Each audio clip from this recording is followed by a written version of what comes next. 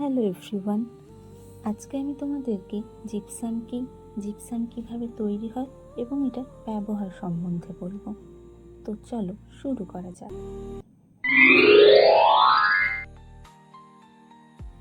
Gypsum হচ্ছে এক ধরনের প্রাকৃতিক খনিজ পদার্থ, যার রাসায়নিক নাম হলো ক্যালসিয়াম সালফেট ডাইহাইড্রেট।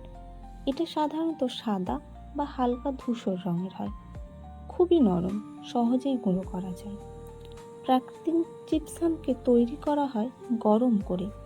যখন এর ভেতরে জলীয় অংশটা কিছুটা বার করে দেওয়া হয়, তখন সেটি প্লাস্টার অফ প্যারিস বা প্লাস্টার সিমেন্টে পরিণত হয়। হয়তো এই নামটা তোমরা শুনে থাকবে বা অনেকে পরিচিত আছো আগে থেকেই। তো এখানে আমি একটা মোল্ড নিয়ে নিয়েছি ক্যান্ডেল হোল্ডার বানানোর জন্য। তো আমার কাছে একটাই ছিল, এটাই অ্যাভেলেবেল আছে, তো তাই এটাই তোমাদেরকে আমি দেখাচ্ছি। কারণ একসাথে অনেকগুলো মোল্ড কেনা মানে বেকার টাকার অপচয় করা। তোমরা একটাই নিও, আগে দেখো তোমাদের দ্বারাই হচ্ছে কিনা, তারপরে গিয়ে অনেকগুলো নিলে ঠিক আছে। তো এখানে আমি প্লাস্টার অফ প্যারিস নিয়ে নিচ্ছি, একটা প্লাস্টিক এবং একটা কাঠি নিয়ে নিলাম, এবং প্লাস্টিকের মধ্যে সামান্য পরিমাণ জল দিয়ে দিচ্ছি এবং অল্প করে প্যারিস দিয়ে দিচ্ছি।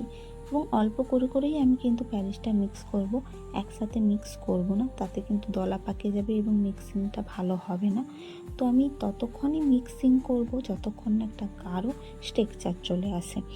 তো মিক্সিং করছি। আর হ্যাঁ, আরও একটা কথা বলে দিই, অবশ্যই তোমরা এইটা করার সময় ফ্যান কিন্তু অফ রাখবে, ফ্যান চালিয়ে রাখবে না, কারণ এটা সামান্য জল পাওয়ার পরে কিছুক্ষণ পরেই কিন্তু জমাট বেঁধে যায়।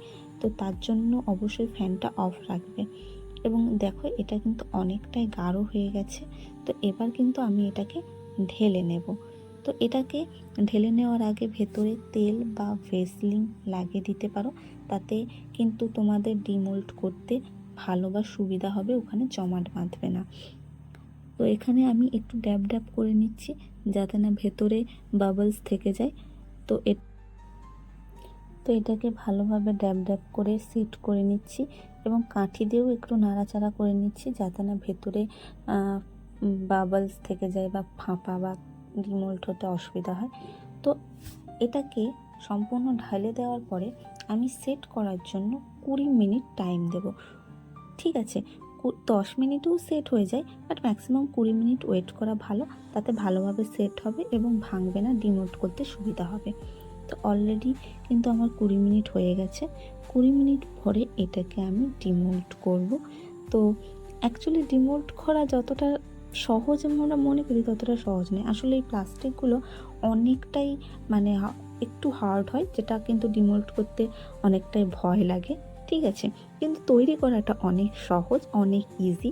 অনেকে মনে হয় অনেক কঠিন, না। তো ফার্স্ট টাইম কিন্তু আমি ফেল করেছিলাম, আমার কিন্তু সেভাবে ভালোভাবে তৈরি হয়নি। অনেকবার ট্রাই করার পরে কিন্তু আমার কিন্তু সুন্দর কিন্তু তৈরি হয়েছে। খুবই সোজা, শুধু বুঝতে হবে কোন টাইমের ব্যালেন্স রাখতে হবে, সময়ের মধ্যে তোমাকে ঢালতে হবে মোল্ডের মধ্যে, তাহলেই কিন্তু সুন্দর একটা ক্যান্ডেল হোল্ডার বা শোপিস যে কোনো কিছুই কিন্তু তোমরা তৈরি করতে পারবে। তো এটাকে আমি খুব সাবধানে ডিমোল্ড অলরেডি করে নিয়েছি। দেখো লাস্ট ফিনিশিংটা দেখো কত সুন্দর এসেছে। তো এটাকে রোদে শুকাতে হবে কিছু ঘন্টার জন্য, তাহলে আরও সুন্দর হয়ে যাবে, ভেতরটা তাহলে আরও মজবুত হয়ে যাবে। এবং এটাকে কিভাবে ওয়াটারপ্রুফ করবেন সেটা আমি তোমাদের নেক্সট ভিডিওতে বলবো। জানতে হলে অবশ্যই আমার চ্যানেলে চোখ রাখুন। আর ভিডিওটি ভালো লাগলে লাইক, কমেন্ট এবং সাবস্ক্রাইব করে পাশে থাকুন।